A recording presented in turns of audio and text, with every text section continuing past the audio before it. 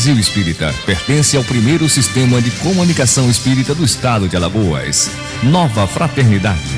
Acesse www.radiobrasilespírita.com.br.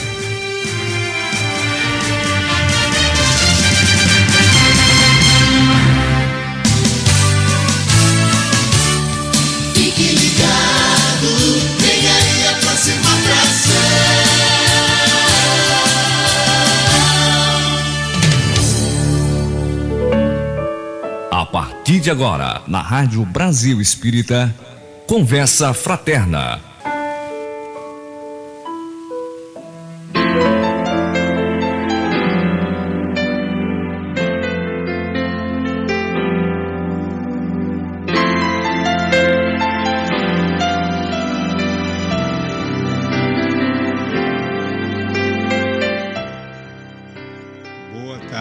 Boa noite, querido ouvinte da Rádio Brasil Espírita. É com imensa alegria que estamos voltando ao nosso programa Conversa Fraterna, nesta noite de quinta, com o coração tomado de esperança, de alegria, de contentamento, na certeza de um amanhã melhor e mais feliz para todos nós. Como fazemos, iniciamos com uma leitura de harmonização e hoje estamos a ler uma mensagem de André Luiz, retirada do livro Paz e Renovação. É um extrato da mensagem com a psicografia de Chico Xavier. Chaves libertadoras. Desgosto. Qualquer contratempo aborrece.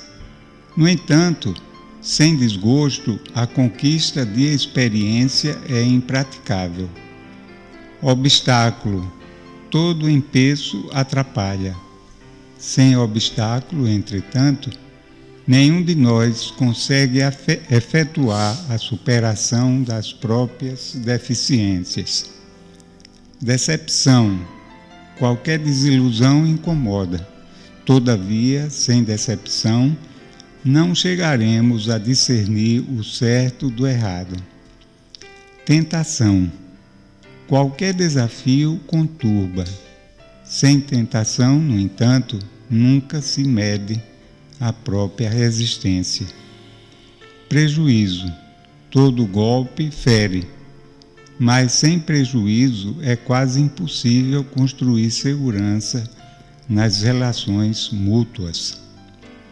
Compreendamos que não podemos louvar as dificuldades que nos rodeiam, mas reconheçamos que sem elas eternizaríamos paixões, enganos, desequilíbrios e desacertos.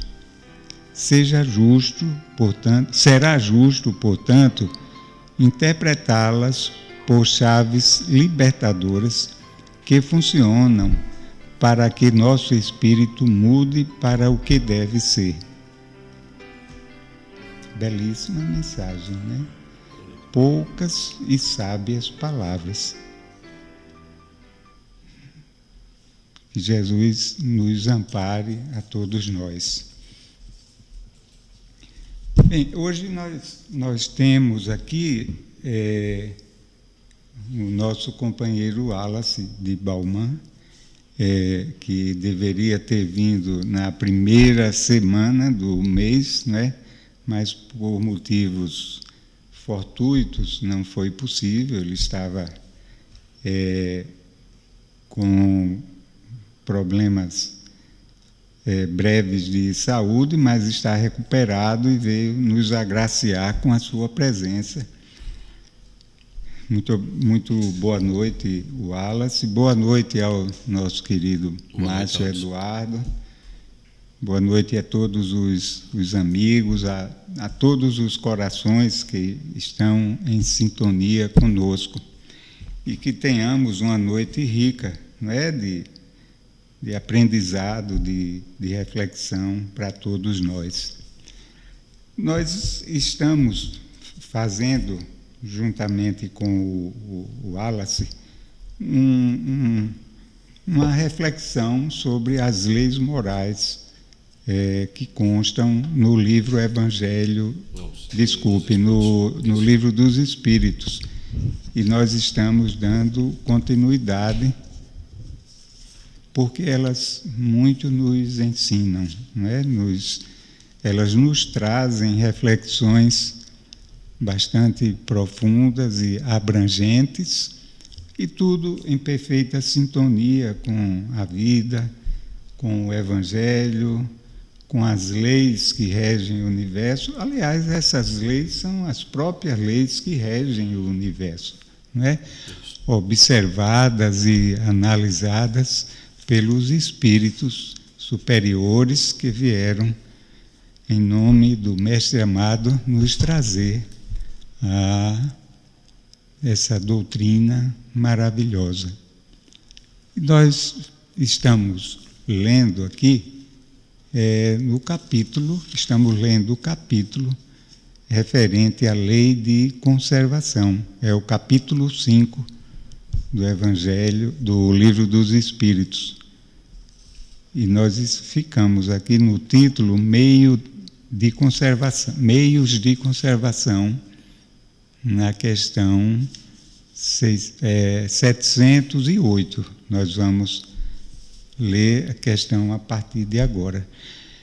Nós gostaríamos de lembrar que você pode entrar em contato conosco através dos meios que você já conhece, já dispõe, e lembramos que o programa está sendo transmitido também ao vivo pelo Facebook e posteriormente será postado no YouTube. E a gente pede que você participe também, não é? Com as suas perguntas, os seus questionamentos, enfim, que enriqueça esse momento nosso de reflexão. Eu gostaria de fazer um breve parênteses e comentar sobre essas audiências que estão tendo no Supremo acerca da aprovação ou não dessa lei que favorece a prática do aborto. É um momento muito delicado, né? Além dos outros contextos pelos quais a gente tem passado, mas é mais uma nuvem negra que passa sobre a nossa atmosfera psíquica, né? A atmosfera psíquica da Terra, e concomitantemente também agora na Argentina, né? E lá foi negado. Interessante como essas coisas a gente observa aqueles que defendem esses pontos de vista que são diferentes dos nossos, que é legítimo, mas como é legítimo a posição, a defesa, não digo a posição, mas a defesa daquilo que os norteiam, não é? Como valores. Mas interessante como essas pessoas têm uma determinação firme em lutar por algo que para nós é um contrassenso, não é? O direito à vida. Na Argentina, isso foi reprovado no Congresso, mas eu vi hoje uma repórter falando sobre isso e dizendo, não, mas isso vai ter que voltar, vai ter uma brasileira, não é? Isso não pode ser assim, é um equívoco, e a partir do próximo ano, em março, lá os políticos, as entidades interessadas no tema, voltarão à questão, não é? E a gente vê algo parecido aqui. Mas, meio a essa turbulência toda, nós tivemos a oportunidade de ver e ouvir uma defesa de um representante da FEB numa das audiências. Não sei se você chegou a ver, se o ouvinte chegou a ver, mas foi uma coisa assim de muita beleza espiritual, de muita inspiração, né? Aliado foi ao conhecimento jurídico, né? Hein? Aliado ao conhecimento jurídico. Ao conhecimento jurídico, exato. E o problema abordado com muita sabedoria, com muita, eu diria até com muita inspiração divina. E o representante da FEB, ele já começou assim, dando uma lição para todos nós de humildade, quando a ministra pediu para que ele mencionasse, dissesse o currículo dele, e ele declinou disso daí. Quer dizer, já mostra aí uma coisa muito singular para nós. Nesse meio, em particular o jurídico, há com todo respeito, mas há um personalismo muito grande, não é? E ele declinou dessa, né, pediu com muito respeito, pediu à ministra que o dispensasse de se apresentar, né, apresentar o seu currículo. E começou por aí, mas foram 23 minutos de fala, mas de muito equilíbrio, de muita sensatez, né? Com argumentações tanto do ponto de vista irrefutáveis, né? Do ponto de vista jurídico, legal, quanto do ponto de vista humano, né? Do valor da vida. Foi uma coisa assim que me emocionou bastante, e eu já ouvi pela segunda vez e pretendo ouvir pela terceira. Bom, querido Wallace, a nossa questão, ela versa sobre outro tema, né? Que é a questão 708 do Livro dos Espíritos, que está inserida na lei de conservação. Também está no contexto. Pois algo que também tem uma relação, né? Bom, e a questão, Kardec pergunta da seguinte forma: não há situações em que os meios de existência não dependem de modo algum da vontade do homem, e onde a privação do necessário, o mais imperioso, é uma consequência da força das coisas? Eu vou repetir a pergunta para que ela fique clara para nós. Não há situações em que os meios de existência não dependem de modo algum da vontade do homem, e onde a privação do necessário, o mais imperioso, é uma consequência da força das coisas? E os espíritos assim responderam a Kardec: é uma prova frequentemente cruel que deve suportar, e à qual ele sabia que estaria exposto. Seu mérito está em sua submissão à vontade de Deus. De sua inteligência não lhe fornece, se sua inteligência não lhe fornece nenhum meio de livrar dos empeços. Se a morte o deve alcançar, deve submeter-se a ela, sem murmurar e pensando que a hora da verdadeira libertação chegou e que o desespero do último momento pode fazê-lo perder o fruto de sua resignação. Ficou clara a pergunta e a argumentação dos espíritos? Você quer lançar luzes sobre as duas, pergunta e resposta? Vamos lá. Mais uma vez, boa noite a todos. É interessante essa pergunta aí, Leones e amigos que acompanham a Rádio Brasil Espírita, que ele fala aí sobre a questão da subsistência, no contexto geral, né? se haverá situações ou meios sobre a subsistência que dependem da vontade do homem ou independam dela. Como é que a gente pode compreender, primeiramente, essa questão, essa pergunta de Kardec? Será que quando nós nos envolvemos numa proposta de reencarnatória, a gente não vai topar com as situações individuais e coletivas? Vejamos, as individuais são as que reclamam as nossas necessidades particulares no contexto da evolução. E as coletivas são da mesma forma, só que de forma abrangente, não mais individualmente falando, sim coletivamente.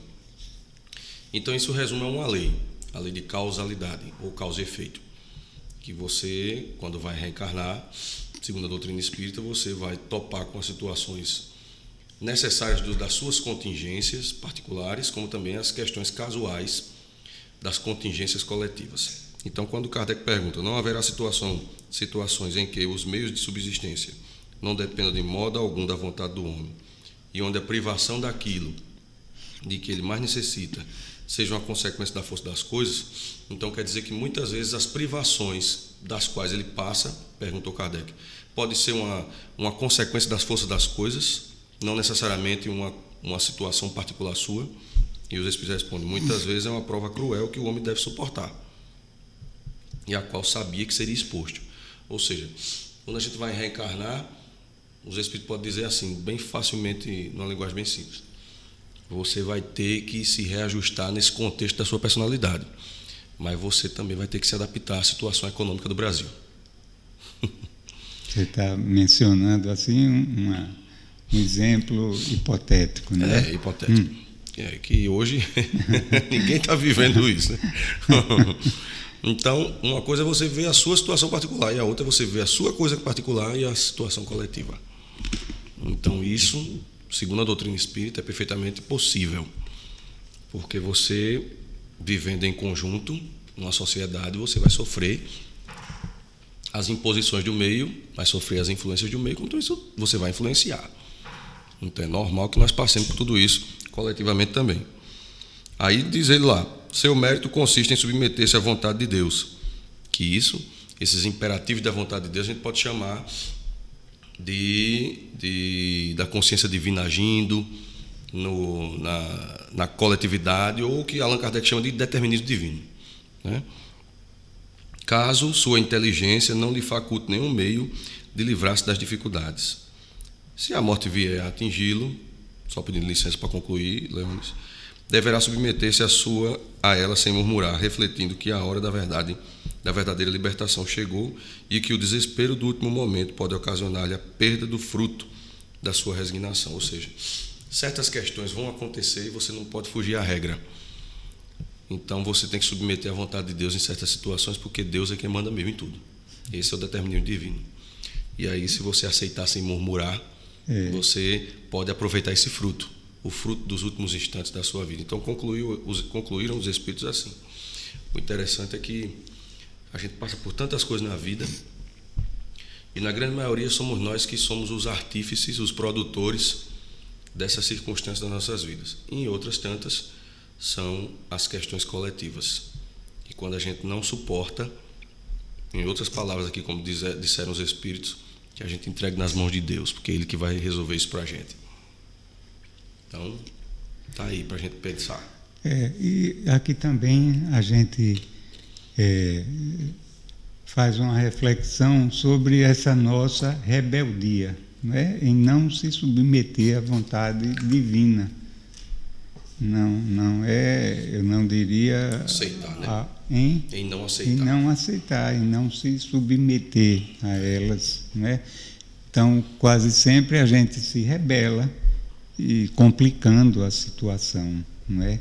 Nós somos por demais indisciplinados, cheios de vontade própria, né? De querer fazer e acontecer, que é bom quando nós estamos no caminho certo. Agora, quando nós estamos no caminho equivocado, isso se desdobra em dor, em sofrimento, né? Em circunstâncias que serão muito adversas para nós mais adiante. Então é preciso muita sabedoria, não é? Saber discernir uma coisa da outra. Quando você deve buscar as forças no fundo da alma para superar tudo aquilo, as adversidades, se sobrepor a elas, e quando você tem que ter esse discernimento de compreender que se trata de algo que vai além da sua vontade, né? E não se acomodar, mas procurar superar essas adversidades com serenidade, com equilíbrio, sem revolta, né? Com aceitação. Eu acho que esse é o caminho da paz interior, não é? Da felicidade até, né? Perfeitamente. Você consegue atingir esse equilíbrio, né? Entre essas grandezas da alma, você consegue entender nuances do pensamento divino. E Kardec vai adiante. Os que, em certas situações críticas, acham-se forçados a sacrificarem seus semelhantes para se nutrirem, cometem um crime. Se há crime, ele é atenuado pelas necessidades de viver que lhes dá o instinto de conservação? Eu vou repetir, é a questão 709. Os que, em certas situações críticas, acham-se forçados a sacrificarem seus semelhantes para se nutrirem, olha bem, ele faz aqui, deixa bem claro, para se nutrirem, né? Cometem um crime. Se há crime, ele é atenuado pela necessidade de viver que lhes dá um instinto de conservação?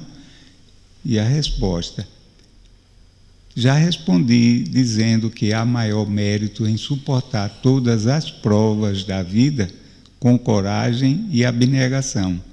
Há homicídio e crime de lesa natureza. Falta que deve ser duplamente punida. Então, não há atenuante quando se fala em crime.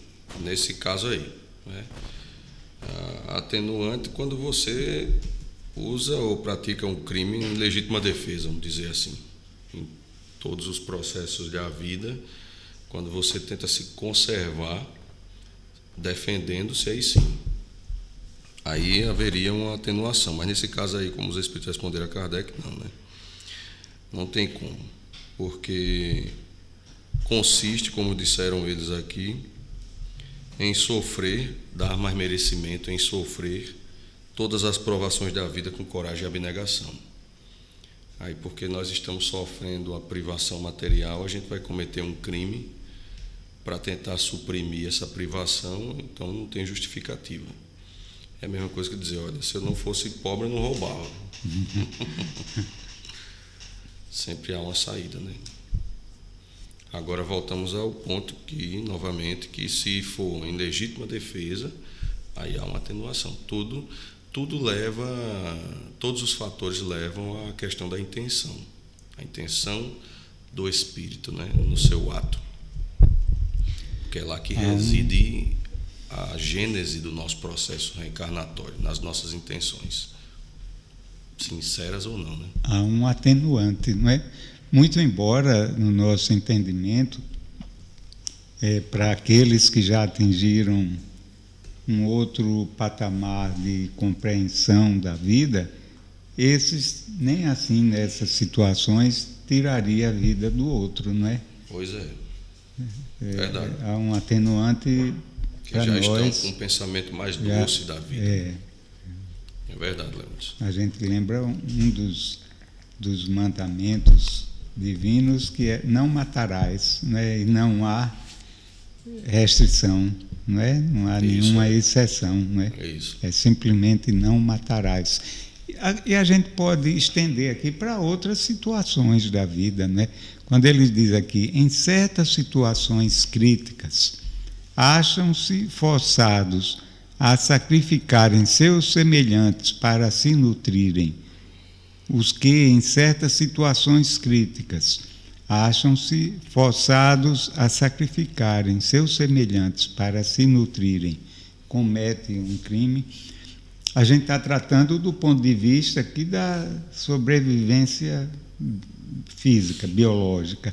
Mas esse se nutrirem pode ter outro significado também, né? Às vezes a gente faz isso, sacrifica o outro, não matando, não assassinando, mas sacrifica o outro para nutrir o nosso egoísmo, a nossa vaidade, a nossa vontade de domínio, de subjugação. Procede essa reflexão? Claro, a gente constantemente fazemos isso. A gente menospreza muitas vezes, rebaixa o outro, para a gente achando que estamos ficando superiores, né? Quando na verdade nós não estamos ficando superiores. Aquele que, até o próprio Cristo disse que aquele que é humilhado será exaltado, né? Mas a humilhação que o Cristo se refere aí é a questão da humildade. Não é que nós vamos agora nos submeter a toda sorte de humilhações pensando em crescer espiritualmente. Mas aquele que faz com que o outro se rebaixe, achando que está por cima, esse daí ele está mais por baixo do que qualquer outra circunstância, né? Mas é perfeitamente comum a gente ver isso, Leones. Essa sua reflexão é bem comum. Muito mais comum do que o que a gente imagina, não é? Isso. E, inclusive, é no campo da religiosidade também, né? Onde há o homem imperfeito, há também as suas imperfeições, né? É um fato. A questão 710. Nos mundos em que a organização é mais depurada, os seres vivos têm necessidade de alimentação? Olha aí que questão interessante, não é? Nos mundos em que a organização é mais depurada, os seres vivos têm mais necessidade de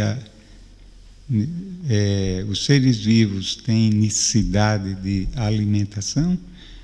E a resposta dada pelos espíritos: sim, mas seus alimentos estão em relação com sua natureza. Esses alimentos não seriam bastante substanciais para vossos estômagos grosseiros, e da mesma forma eles não poderiam digerir os ossos. É como uma criancinha, muito clara, né? É como um recém-nascido, que tudo ali é frágil. É. E você dá um alimento grosseiro, pode dar uma séria complicação nela, no seu sistema orgânico. E isso aí é perfeitamente lógico, né? Com a evolução, naturalmente, nós vamos ficando mais sutis na nossa fisiologia. E aí os alimentos têm que ser condizentes com isso. Hoje a gente já, se reportando a um passado mais distante, a nossa alimentação já é muito diferente. Já né? mudou muito.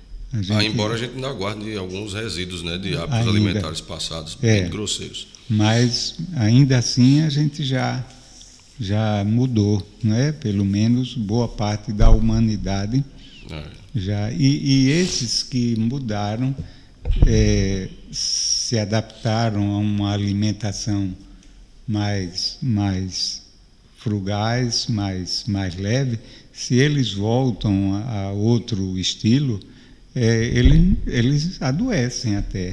Né? O organismo já se adaptou. Inclusive nos próprios vegetais existem as proteínas que nós encontramos em muitas das carnes que tem por aí. Então basta a gente ir substituindo se a gente desejar, né? Porque tem pessoas que dizem, não vou deixar de comer carne porque a proteína da carne ainda ela é indispensável para a minha vida, mas existe, por exemplo, a casca do abacate, tem algumas proteínas que encontramos nas carnes. Casca do abacate. Isso, então a gente tem que pesquisar. Se a gente quiser ter uma saúde mais disciplinada, né? E não tão oscilante, hora está bem, hora está mal. A soja, né? A soja em si é muito rica também, então é o interesse de cada um. Agora, como eu vi um cientista falando que vai chegar um tempo que nós vamos migrar para os alimentos do mar, puramente marinhos. porque são os mais ricos em termos de proteína.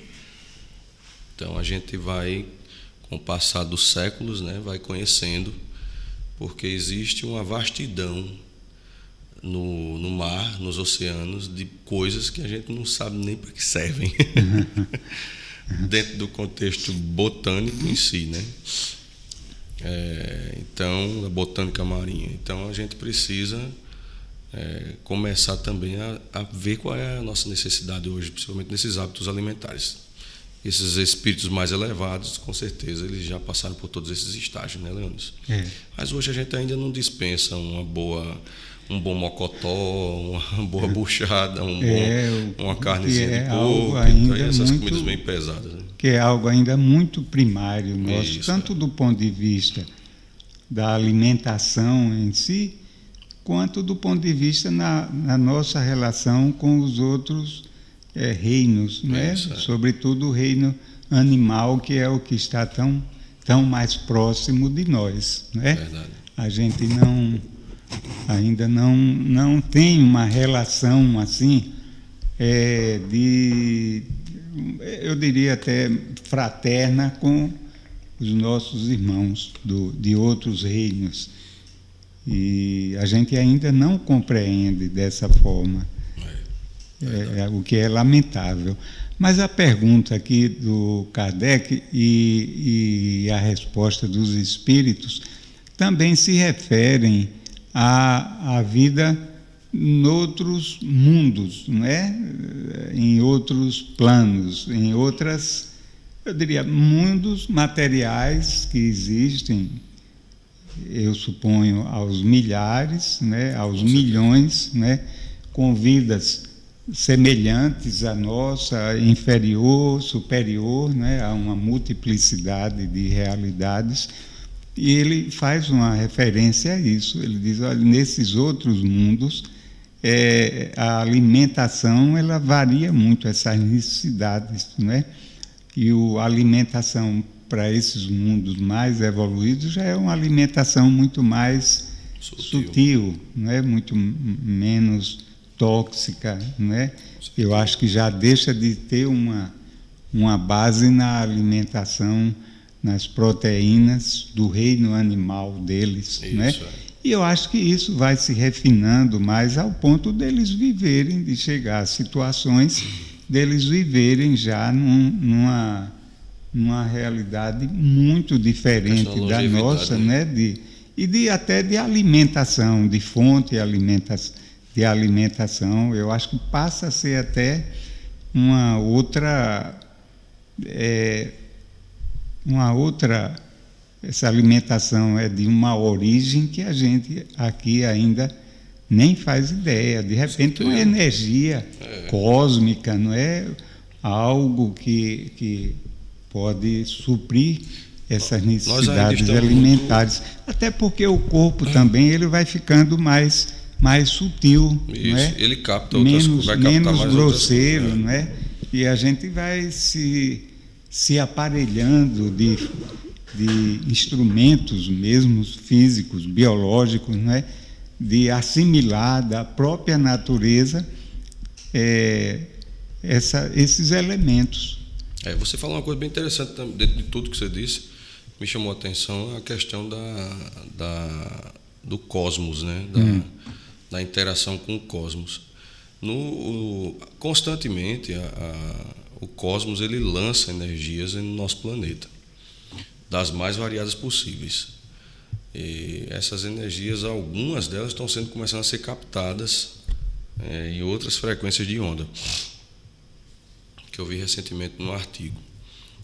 Agora nós avaliemos quando nós tivermos a condição de captar a grande maioria dessas ondas. Muitas dessas ondas podem ser informações do universo, né?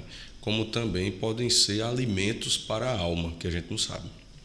Alimentos para o espírito, alimentos que vêm de forma energética. Então, isso é um contexto de estudo mais abrangente e também que ficam ainda no terreno da teoria, porque se vivemos num multiverso aí, e onde as energias se interpenetram, nosso planeta não seria diferente.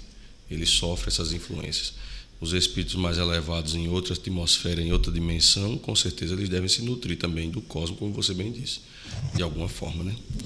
Então, a gente fica imaginando um dia, quando a gente começar a descobrir tudo isso e perceber que nós podemos nos reenergizarmos de tantas maneiras, como tem pessoas que gostam de ir logo no nascer do sol à praia, tomar aquele banho de energia solar, né?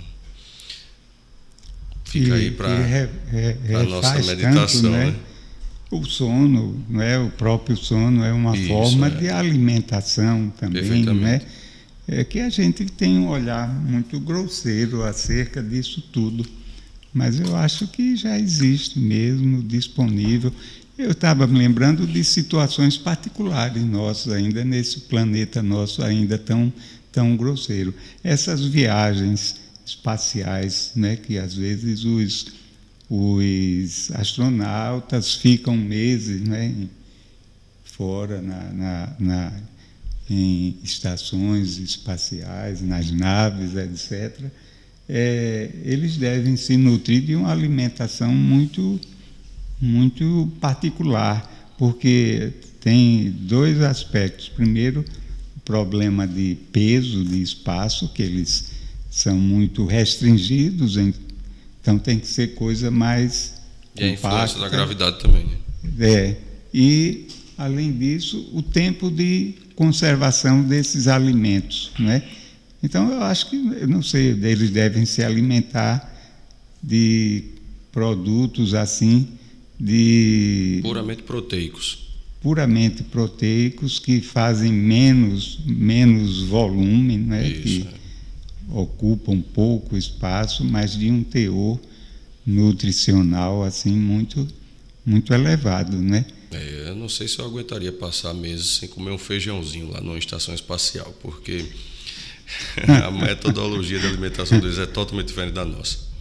Tem que ser, né? Porque é uma outra atmosfera que eles estão vivendo. E nós mas aqui tudo, ainda... Isso é uma prova de que tudo é uma questão de treinamento nosso, de cultura, né? A gente está tão habituado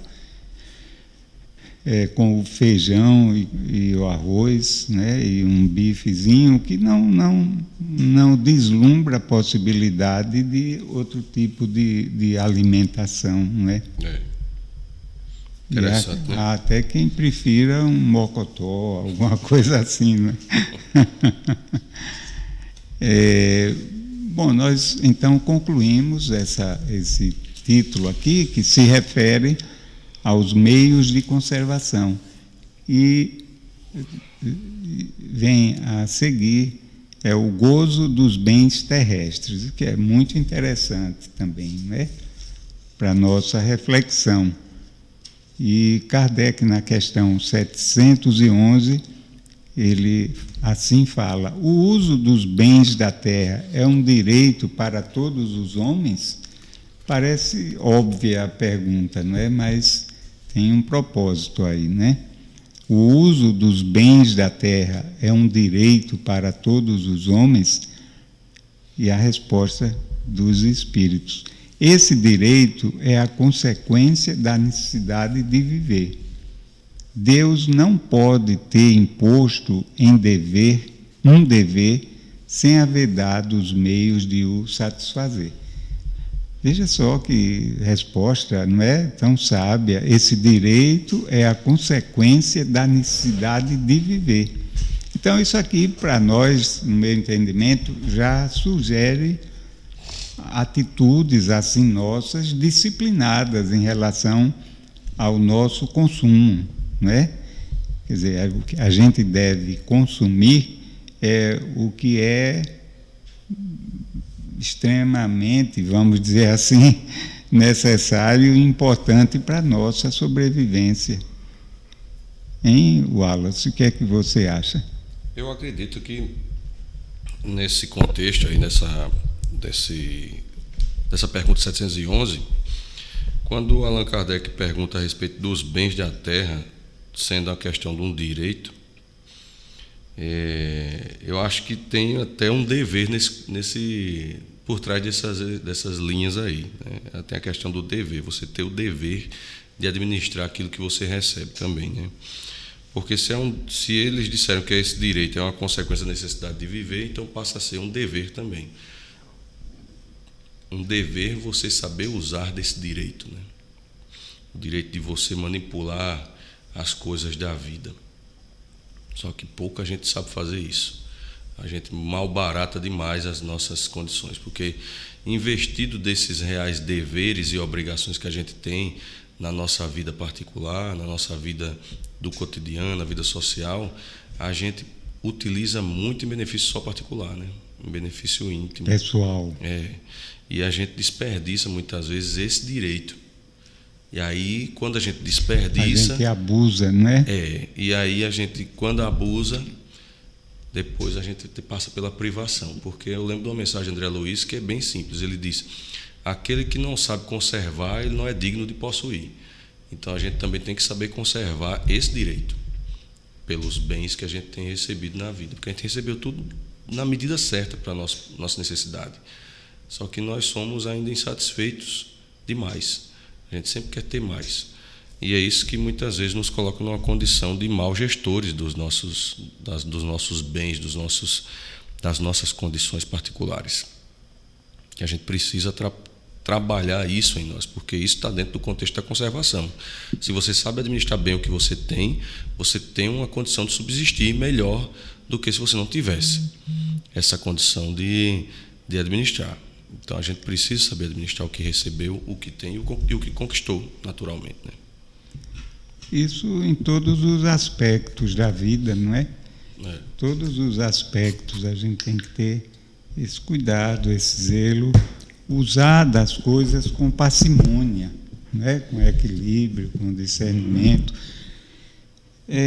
Eu ouvia muito dos meus pais uma frase que eu nunca esqueci, que essa frase dizia o seguinte: que os excessos de hoje poderão ser as faltas de amanhã.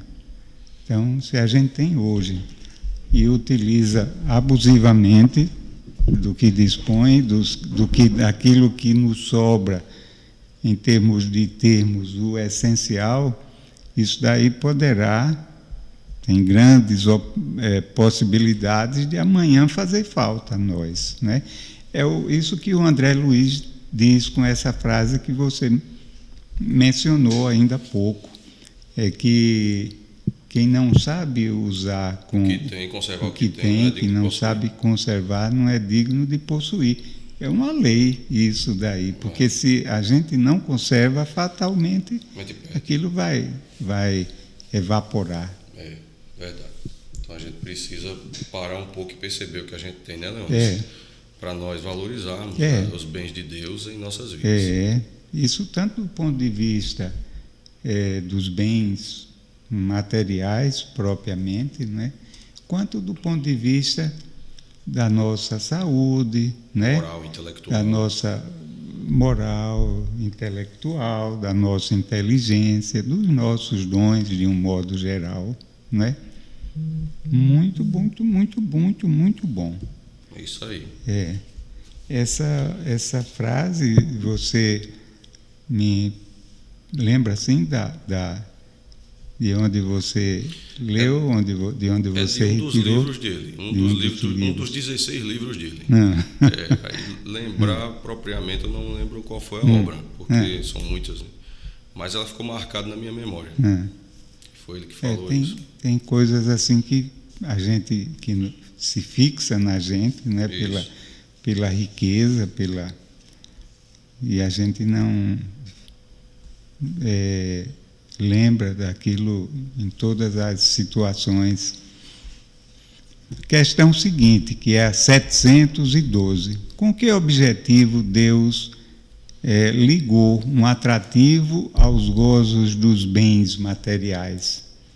Em outras palavras, porque o gozo do bem material nos dá prazer, nos dá satisfação? Porque Deus fez isso.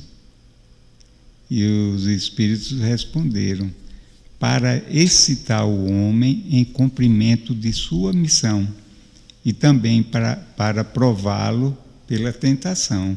Aí é malvadeza, né? Você vê um prato ali belíssimo, você tem comer, né? Não pode comer. Mas há situações que a gente... testar a resistência, né? Mas é entendível perfeitamente isso aí, porque se Deus colocou o homem num canteiro de provas, ele dá também aquele adendo de você poder gozar de outras coisas, né? Só que com certos limites, com certa prudência, né?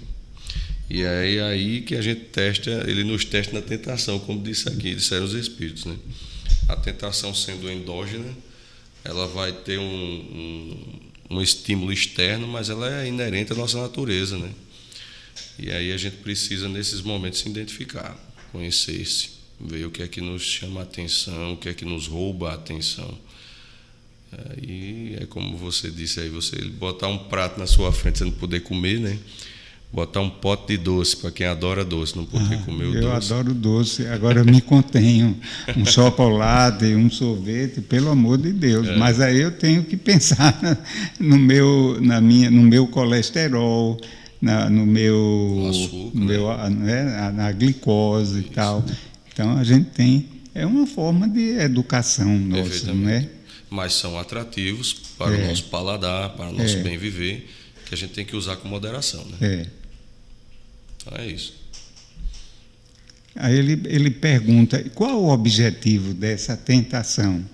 Qual o propósito? Aí os espíritos responderam, desenvolver sua razão, que deve preservá-lo dos excessos. Olha aí, esses espíritos não são brincadeiras, eles vão no cerne da questão, né? Deixa passar das questões, E tem uma nota aí, né? O Kardec esclarece aqui, se o homem não fosse excitado ao uso dos bens da terra, senão pela sua utilidade, sua indiferença poderia comprometer a harmonia do universo. Deus lhe deu o atrativo do prazer que o solicita ao cumprimento dos objetivos da providência. Mas por esse mesmo atrativo, Deus quis, por outro lado, experimentá-lo pela tentação que o arrasta para o abuso, do qual sua razão deve defendê-lo. Em outras palavras, todos essas questões, não é, são formas de que a natureza, em nome das leis divinas, coloca para nós como forma de crescimento, não é, de desenvolvimento moral, de fortalecimento da nossa firmeza, dos nossos propósitos, não é? Eu acho que tudo isso tem um objetivo de elevação espiritual. Porque a elevação espiritual ela tem uma abrangência assim, muito grande. A gente precisa... Tudo na vida tem essa proposta, né? Quando se fala em desenvolvimento do ser, todas as experiências do cotidiano, elas tendenciosamente nos levam a crescimento espiritual.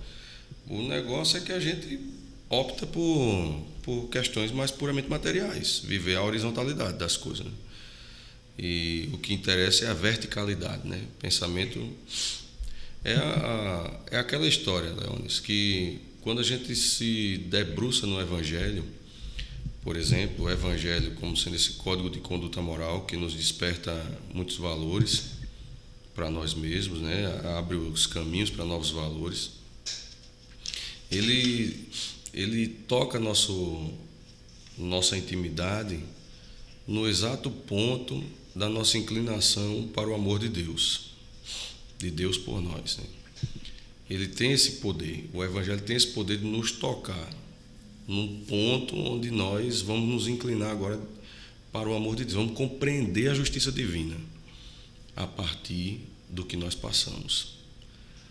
Então, quando nós chegamos a um ponto onde precisamos agora, como os Espíritos aqui disseram, colocar a razão para nós entendermos os nossos excessos em cima das tentações, o Evangelho já nos priva disso. Quando você abre o Evangelho, ele já nos previne de tudo isso. Só que a gente não se faz de rogado ainda, né? Como o pai ou a mãe que aconselha o filho diz, nada. Pois é. Aí precisa passar pelas tentações, pelos excessos, para depois dizer, nossa, minha mãe, meu pai tinha razão, ou o Evangelho tinha razão ali, eu não quis dar ouvido, tá? Então a gente tem tudo hoje a nos inspirar no bem, nas coisas certas, na retidão de proceder, sem falso moralismo, se reconhecendo quanto espíritos imperfeitos que somos, para que nós possamos ascender a novos processos de maturidade, a despertar de novas verdades e assim nos fazer mais merecedores de aprender mais e mais, porque a partir do momento que a gente aprende alguma coisa nova e isso nos liberta, a gente se credencia a novas. Então é isso. Basicamente essa reflexão aí que a gente subtrai. Eu tive a oportunidade ontem de fazer uma reflexão sobre esse contexto e eu falei o seguinte, que a gente pode permanecer, que é uma tendência, a inércia, até uma lei, né, da física, da natureza, a gente tem uma tendência a permanecer como está, de ficar na zona de conforto, não sair dela. Então a gente pode ficar, se bem que as próprias leis fazem com que a gente haja e se movimente, não fique assim indefinidamente. Mas essa acomodação nossa pode nos levar a uma rede e a gente querer ficar ali o tempo todo. Ou pelo menos por um bom tempo. Né? Esse é o medo. Pois Gostar do comodismo. Mas se a gente se dá a essa situação, nós não vamos caminhar. Né? Enquanto que outros vão, né? Enquanto outros vão avançando. Isso. Né? E esse avanço no sentido mais amplo, não é? Tem pessoas que sonham em se aposentar para não fazer nada. Mas esse tipo de inércia comportamental, porque são pessoas que querem essa inércia mesmo para não fazer nada da vida mais, ela cria uma dependência na sua intimidade do não fazer nada.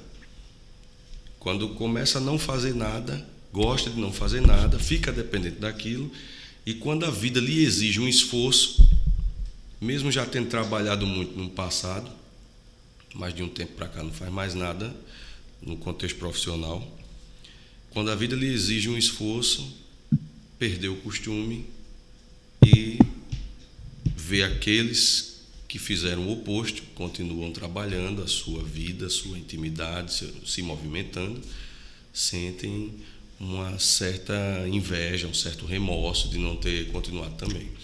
Sobretudo o remorso, não é? Então a gente, em linhas gerais, é aquilo. Quando você cruza os braços, eu não quero evoluir, outros vão evoluir. E quando nós percebemos aqueles que estão evoluindo, a gente vai ficar sentindo essa necessidade também de caminhar. E muitas vezes, como o próprio Emmanuel, com relação à sua amada Lívia, né, narrada na história há 2000 anos, quando ele era o senador romano Públio Lentulus e ela, Lívia, sua esposa, ela se rendeu ao processo de desenvolvimento espiritual que Jesus trouxe naquela época. Se rendendo a isso, ela evoluiu sobremaneira em relação ao seu antigo cônjuge, Emmanuel, né? Hoje Emmanuel para nós. E ele fala que para ver Lívia, sua amada Lívia, mesmo Emmanuel sendo esse espírito evoluído consciencialmente em relação a nós, ele precisa de permissão, porque ela está muito acima dele. Então, criou uma distância entre os dois, que a proporção que ele evolui, ela evolui também, e essa distância vai se mantendo. Mas que pode ser, digamos assim, reduzida. Se alguém quiser cruzar os braços. A proporção que você desperta para as belezas do universo, as belezas de Deus, dificilmente você quer renunciá-las, né? Precisa ter um espírito de renúncia muito forte. Muito bem. Então nós estamos fazendo essa caminhada, não é? Conscientemente ou não. E é bom quando ela é consciente, porque nos dá o discernimento, não é? Fortalece os nossos propósitos. E por aí nós vamos caminhando. Mas Kardec, ele continua e ele faz a seguinte questão, faz a seguinte pergunta, que é a questão 713. Os gozos têm limites traçados pela natureza? E a resposta: sim, para vos indicar o limite do necessário. Mas, pelos vossos excessos, chegais à saciedade e vos punis vós mesmos. Isso é um fato, não é? É um fato. Às vezes a gente abusa, né, desses... E aquilo passa a ser uma coisa que não nos oferece mais satisfação, mais prazer, né? Um exemplo muito comum é a alimentação. Tão prazeroso você comer, mas com regras, com limites, né? Se você passa disso, de repente aquilo passa a ser algo indesejável, né? Traz complicações, e assim em outros campos também, em outras áreas que são muito mais até de consequências até mais funestas do que a alimentação, outros vícios, né? Outros vícios que nos tornam assim completamente atordoados, né? Quando isso acontece de uma maneira acentuada. Porque vícios a gente já trazemos muitos, né? Nós somos espíritos dependentes de muitas coisas, e quando a gente está na vida física, que se depara com algumas coisas que tentam esses vícios, e nós não temos um mecanismo oposto para nos criar uma frenagem, a gente se leva por eles, e deixa levar por eles, e quando a gente vai perceber, a gente já está mergulhado em demasia nos vícios. E essa natureza colocando limites, se assim não fosse, era uma celeuma, né? Se não tivesse limites para os gozos. Né? E olha que tem pessoas ainda que tentam ultrapassar certos limites para atingir esses gozos. Chegam à exaustão, né? Isso. Essa questão seguinte, que é a 714, ele mais ou menos aborda isso. Ele diz: que pensar do homem que procura nos excessos de todos os gêneros um refinamento de seus prazeres? E os espíritos responderam: pobre natureza que é preciso lastimar e não almejar, porque ele está bem próximo da morte. Aí Kardec pergunta: da morte física ou da morte moral? E os espíritos não tiraram por menos, de uma e de outra. Mas sabe por quê, Leônidas e amigos ouvintes? Porque quando a gente busca o excesso em demasia, a gente coloca a nossa máquina orgânica, principalmente, no limite. É como você forçar um motor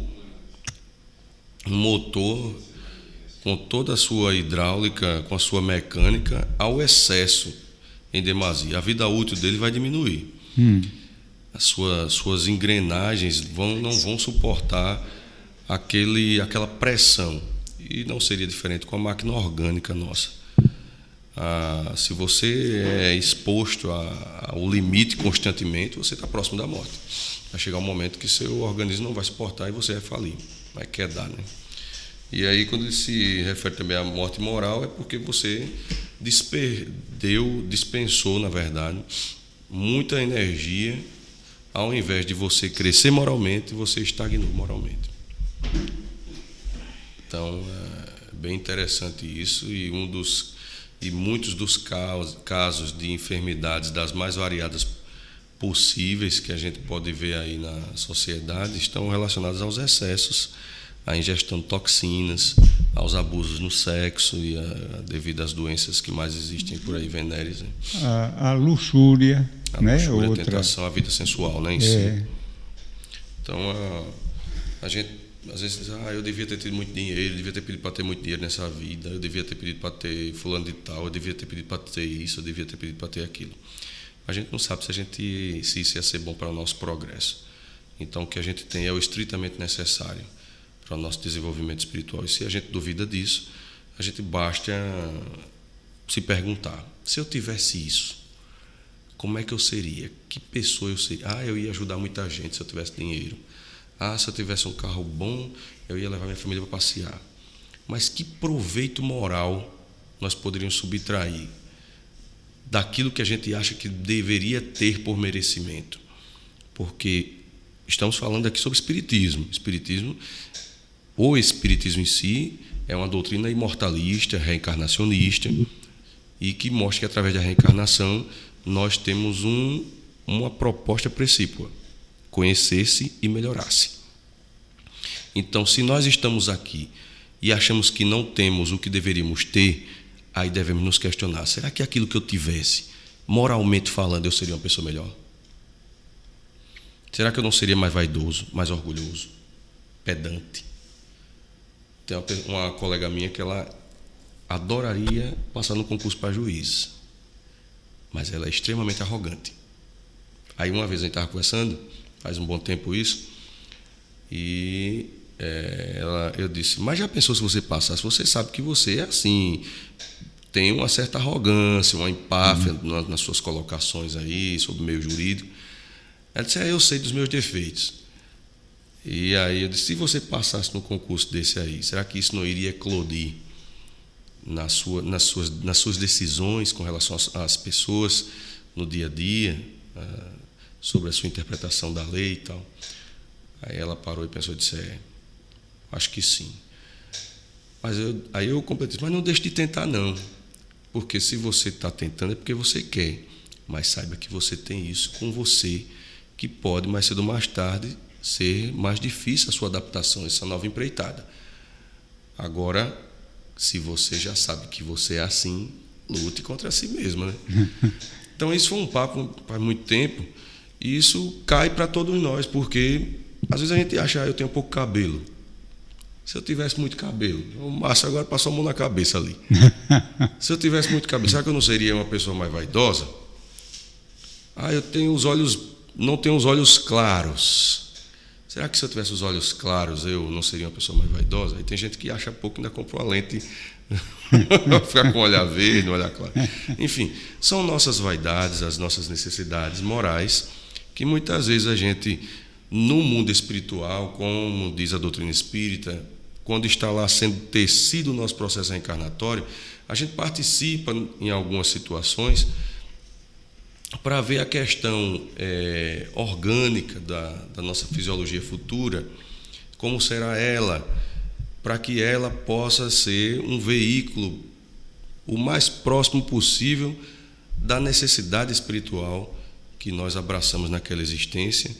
E muitas vezes a gente chega aqui, a gente malbarata a nossa condição orgânica e tenta fazer alguma modificação para poder se sentir bem, trazendo ainda seus resíduos comportamentais dentro do contexto dos vícios e viciações de todas as ordens. Então, que a gente possa analisar sobre o que a gente é, sobre o que temos, sobre o que queremos ser, porque uma coisa é certa, a gente tem tudo que a gente precisa, a gente só precisa reclamar menos do que o que não temos. E agir mais, né? E agir mais, perfeitamente. sermos mais efetivos, não é? Naquilo que a gente busca, mais lúcidos, não é?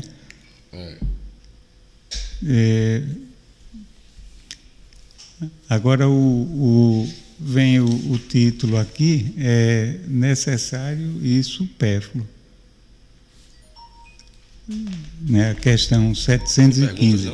Tem pergunta não, pessoal? Tem, deixa eu ver aqui o horário. Ainda né? tem uma nota aqui que a gente faltou ler, né? O homem Porque dependendo se tiver perguntas, aí dá para a gente fazer as perguntas, Leandro. Dá para a gente fazer mais uma. A nota, não é? O homem que procura nos excessos de todo gênero um refinamento dos prazeres coloca-se abaixo do animal, porque o animal sabe se deter na satisfação da necessidade. Ele abdica da razão que Deus lhe deu por guia, e quanto maiores seus excessos, mais dá à natureza animal império sobre sua natureza espiritual. As doenças, as enfermidades, a própria morte, que são as consequências dos abusos, ao mesmo tempo são punição à transgressão da lei de Deus. É aquilo que a gente estava comentando, né? A gente se excede, a gente fica no fio da navalha. E aí esses excessos excesso dentro do contexto da natureza animal, né? A gente esquece da natureza espiritual que a gente carrega. E a gente fragiliza a outra. Quando fragiliza, naturalmente o nosso tempo ele diminui. Então, acho que a gente precisa, hoje, quanto espíritos que buscamos na religiosidade uma adaptação à vida, perceber que não somos só mais carne na concepção unicamente voltada para a matéria. Hoje a gente tem que abrir a mente e perceber que somos espírito e matéria. Sejamos espíritas ou não, porque espiritualidade a gente fala há mais de 2000 anos. Quando Jesus veio aqui, ele veio trazer esse novo senso, o senso de espiritualidade. A gente só precisa compreender dentro do nosso contexto religioso, que a gente abraça, o que é espiritualidade para mim, o que é o espírito para mim. Para uns é a Trindade Universal, para outros que é o Espírito Santo, né? Para outros é o estado de espírito, estado de alma, mais agraciado, melhormente.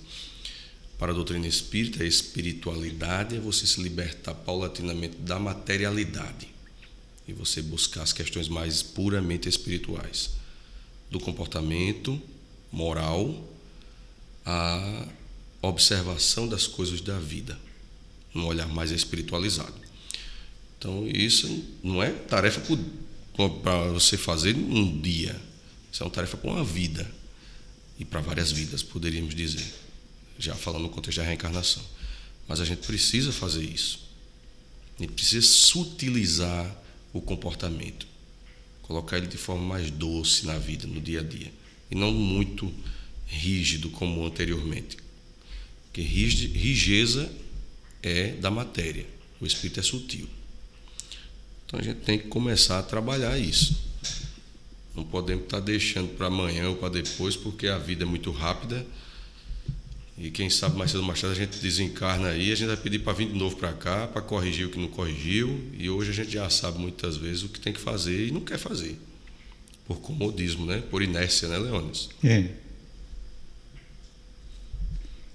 Então é isso, amigos ouvintes. É uma verdade, viu? E essa compreensão, não é, Wallace, que a gente precisa desenvolver da nossa existência como algo que vai além dessa vida, não é? A vida é isso aqui, mas a existência é algo que transcende a essa vida, não é? Isso daí nos dá muito discernimento para tomarmos atitudes mais sensatas que nos possibilitem uma felicidade maior adiante, não é? Porque é preciso a gente plantar hoje e os resultados serão colhidos amanhã. E isso é preciso a gente ter essa consciência e começar a plantar coisas boas. Verdade. Bem, nós temos ainda... dá para a gente ler mais uma pergunta aqui. Agora nós passamos a estudar aqui o título necessário e supérfluo. Na questão 715, a pergunta de Kardec: como pode o homem conhecer o limite do necessário? E a resposta: o sábio o conhece por intuição. Muitos o conhecem por experiência às suas custas. Interessante. Porque muitas vezes a gente só quer adquirir coisas e nem percebe que aquilo não é mais necessário. Aí a gente precisa de sensatez, que é isso que falam os espíritos. O sensato entende por intuição. Se ele precisa, ele sente que precisa. Então, pela sua sensatez. Mas a gente só consegue conhecer pelas experiências. A experiência de ter comprado, adquirido desnecessariamente.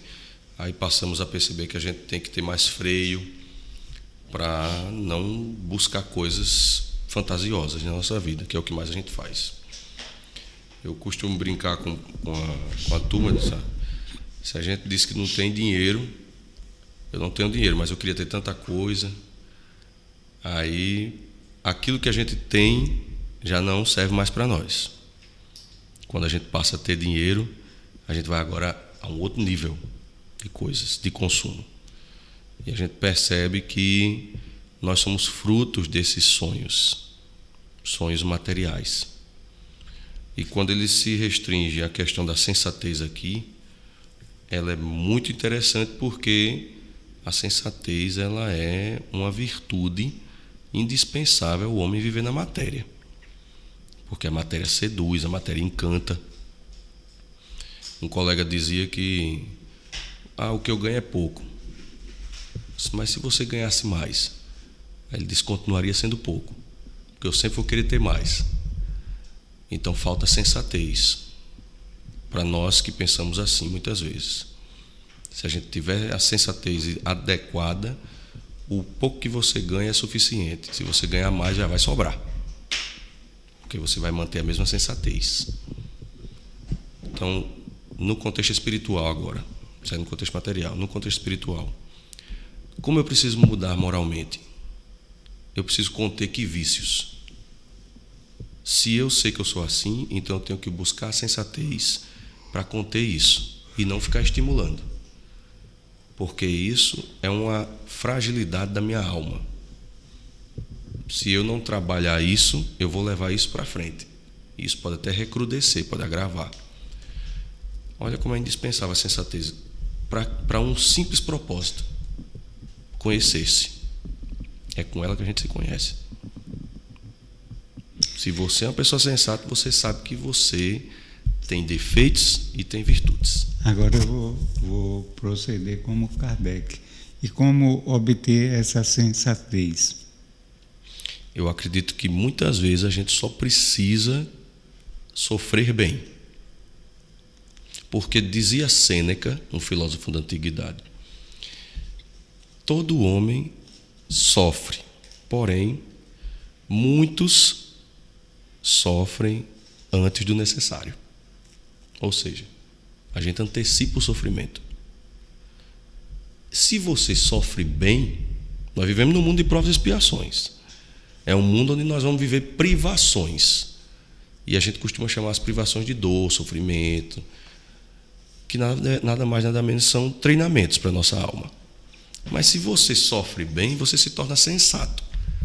Porque você diz, eu estou aprendendo com isso aqui. Se Deus não quer que eu tenha isso, você está sendo sensato. É porque eu não mereço ter isso. Então eu vou aproveitar e vou viver sem isso. Então eu acho que é um caminho para você ser sensato, é você sofrer bem as imposições do meio. Vou lhe fazer uma provocação, mas que a sua ponderação seja breve para a gente responder aqui. Não tem a ver aí não tem a ver essa realidade com o nosso crescimento espiritual, de alguma coisa que a gente pode ter conquistado diante disso a que você se refere na presente existência, né? Sim. Mas a gente nos atrai, nós não somos hoje o fruto das nossas conquistas. Sim. De um passado, né? De um passado inclusive anterior a essa existência. Perfeitamente, concordo com você nessa sua indagação afirmativa. Nós somos fruto de um passado, só que as virtudes não se constroem de um dia para o outro, como os vícios também não. Então, se eu preciso identificar ambos, vícios e virtudes, eu tenho que proporcionar o meu processo educacional, que é a minha descoberta particular, meu automergulho. Eu hoje, para dizer sou uma pessoa sensata, que eu não estou falando sobre mim, eu estou falando no contexto geral. Para nós nos dizermos que somos sensatos, por exemplo, que a palavra é essa agora, eu preciso perceber se eu sou sensato em todos os aspectos da minha personalidade, nas circunstâncias que a vida me tentar, me proporcionar, me experimentar. Se eu falhei em algumas delas, eu não sou integralmente uma pessoa sensata. É como nós dizermos, você é uma pessoa boa? Você pode ser uma pessoa boa para determinadas situações de cotidiano, mas para outras não. Então você só pode dizer-se que é algo ou é um homem virtuoso se você for experimentado em todos os aspectos. E isso não tem como você se avaliar numa existência só. Por isso que a reencarnação ela é indispensável para as nossas apreciações quando tange o contexto da evolução consciencial. Então, se eu sei que eu trago vícios e virtudes, eu preciso ver até onde eles andam comigo, como o joio e o trigo, até onde eles se enraizam, para que eu possa combatê-los, né? Um combater com o outro, o vício combater com a virtude. Bom, muito bem. Vamos então tentar responder aqui aos questionamentos, à participação dos nossos ouvintes. Nós temos aqui uma questão levantada por Daniel. Ele não identifica a sua cidade de origem, mas ele diz o seguinte: vamos nos prestar atenção na questão dele para a gente entender bem. O expositor fez uma referência em seu rebaixado, e isso aconteceu comigo. Eu tenho a impressão que houve um erro aqui de digitação, né, que esse corretor do Zap às vezes substitui as palavras. Fui totalmente rebaixado e humilhado com palavras por alguém que se dizia conhecedor da doutrina e expositor. Sou trabalhador humilde e não me sentia bem com o meu trabalho, colocando a miséria, fazendo citações do Livro dos Espíritos para me ofender e fazer me sentir como não merecedor de prosperar. O que pensar desta pessoa? Deu para compreender, mais ou menos? Caríssimo amigo, o Daniel. A pergunta ficou um pouco vaga, porque acreditamos que teve algum erro de digitação, mas apenas uma mensagem de conforto para você. Se você viveu algum tipo de situação que fora humilhante para você, seja pela ausência de algo na sua vida e que aquele que possivelmente possa ter te humilhado, independente da religião que ele abraça, seja espírita, católica, evangélica, seja qual seja, ele errou para com você naturalmente, mas você conhece seu potencial. Você sabe até onde você pode ir, seus limites, e se você conhece seus potenciais, dificilmente você vai se deixar rebaixar moralmente, ou rebaixar-se moralmente. Sinta-se como filho de Deus, como espírito, tenha o seu amor próprio em dia, sem vaidade, sem egoísmo, sem orgulho, mas que você possa superar tudo. E a infelicidade da direção da palavra a você, como ocasionou, pelo que a gente entendeu aqui no contexto, que ela lhe sirva de alavanca de crescimento, potencializando a sua luz, o seu conhecimento, a sua moral, e que você possa atingir esses objetivos sempre com a sabedoria de Deus em seu coração. E que se você depois em outro momento quiser novamente passar outra mensagem, fique à vontade. Se é o que a gente entendeu realmente, o que a gente passa para você são esses votos de esperança, de fé, de luz em seu coração. É isso aí, Daniel. Uma satisfação tê-lo aqui na nossa audiência. E a gente vai se deparar com situações semelhantes de julgamento dos outros a nosso respeito, né? Por diversas vezes na nossa vida. Mas o importante é como a gente está se vendo, que esforço nós estamos fazendo para percorrer o caminho melhor, o caminho do bem, não é? O que direcionamento nós estamos dando às nossas ações, às nossas energias. Então é isso. O outro, quando nos critica, nós devemos entender como sendo um contribuidor nosso, um professor. Porque se a crítica dele for procedente, for justa, é ótimo, que aí a gente procura se corrigir, se melhorar naquele ponto.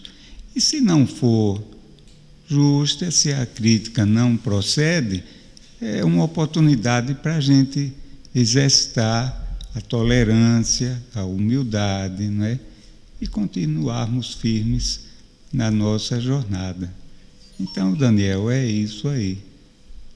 E que Deus nos abençoe e que nos dê luzes e discernimento. Bom, nós estamos chegando já no final do nosso programa. Queremos agradecer a todos pela audiência. Nos sentimos felizes. E, Wallace, nós gostaríamos da sua mensagem de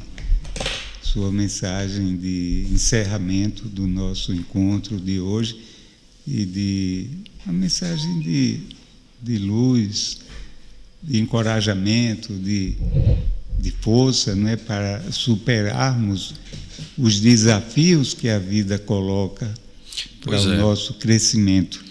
Perfeito, Leônidas. É uma boa pedida isso que você falou, porque hoje a gente estudou sobre e concluiu, né, o instinto de conservação da natureza, a lei de conservação em si. A gente está estudando, mas concluiu essa parte.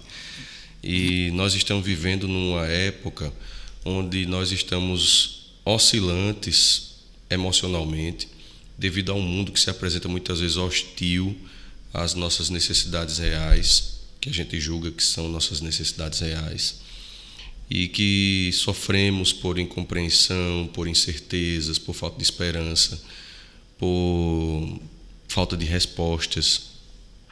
E o que eu transmito aos ouvintes, que é o que a gente transmite aos outros, é o que a gente gostaria de ouvir, né?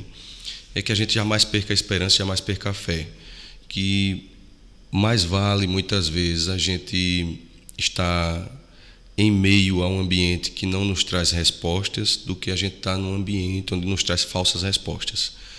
Que nós possamos construir as verdadeiras respostas a partir das nossas observações do cotidiano, com a nossa coragem.